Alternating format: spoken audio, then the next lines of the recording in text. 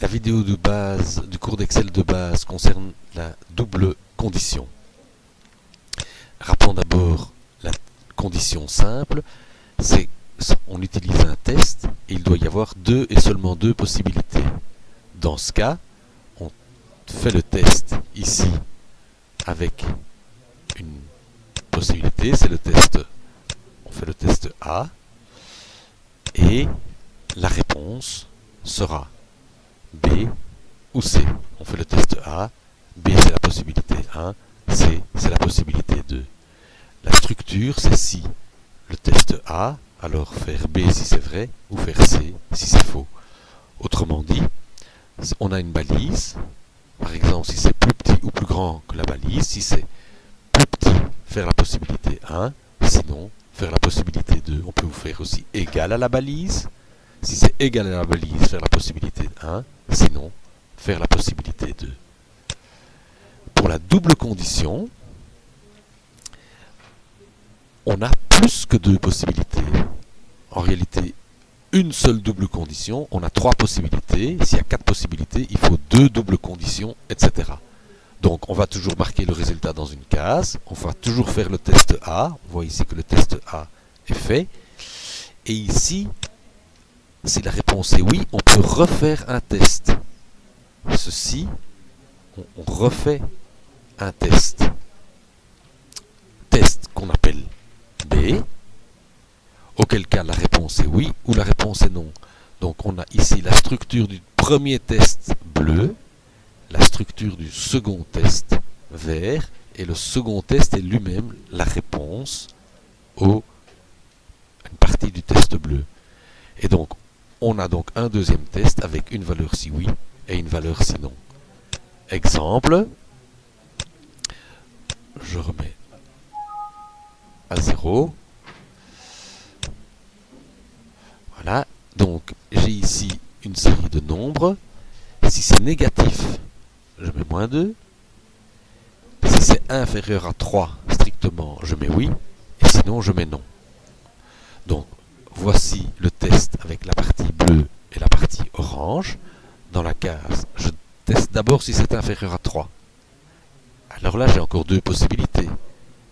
Si c'est inférieur strictement à 0, c'est négatif. Sinon, c'est oui. Et si c'était supérieur à 3, la réponse serait non. Donc, je vais dans formule, logique, si. On commence donc par le premier test. C'est celui-ci.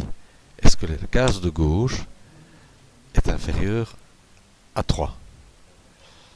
Et ici, on va tomber dans le deuxième test. Je vais ici insérer un deuxième test. Et on voit qu'on a une nouvelle boîte de dialogue. Attention, on est bien cette fois-ci dans le test orange. On a toujours la case de gauche. Cette fois-ci, elle doit être inférieure à 0. Auquel cas, c'est négatif. Je suis à cet endroit-ci de mon raisonnement. Et sinon, c'est oui. Si je fais OK, ma boîte de dialogue disparaît. Mais je peux retrouver la boîte, cette fois-ci, du test bleu. Test bleu, j'ai mis la première.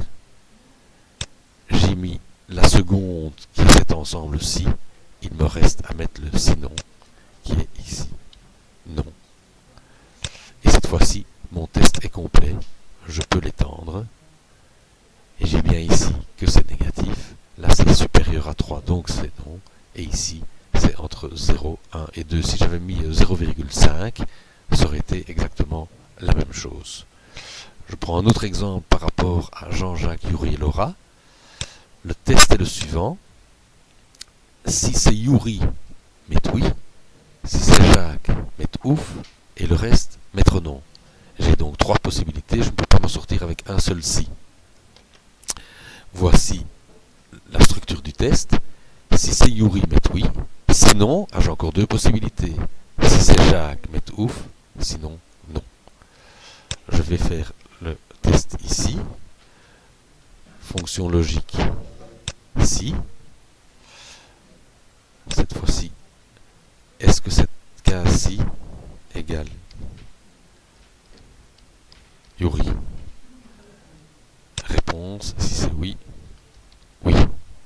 Sinon, ici je dois réintroduire un nouveau si. Cette fois-ci je suis dans le test vert. Est-ce que cette case-ci est Jacques? Comme ce n'est pas un nombre, je dois le mettre entre deux guillemets.